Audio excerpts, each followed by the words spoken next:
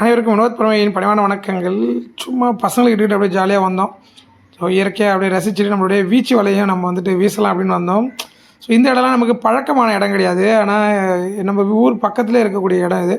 நம்ம நண்பர் ஒரு நாள் இந்த இடத்துல மீன் இருக்குது அப்படின்னு காட்டினாப்புல. பட் ஆனால் நாங்கள் வந்து சும்மா தான் வலை வீசினோம். ஒரு மீன்லாம் இல்லை. அப்படியே பசங்க கூட அப்படியே என்ஜாய் பண்ணிவிட்டு கொஞ்சம் கீரைகளை பறிச்சுட்டு நாங்கள் கிளம்பிட்டோம்.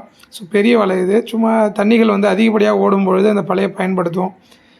நீங்களும் பதிவில் பார்த்துருக்கலாம். இந்த வலையில் நான் நிறைய மீன்களுமே பிடிச்சேன்.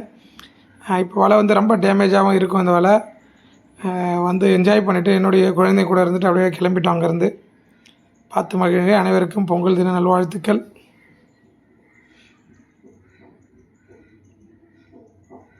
வாழ்க யோகம், யோகம் அலட்டும். அடுத்த பதிவில் கண்டிப்பாக சந்திக்கிறேன். நன்றி.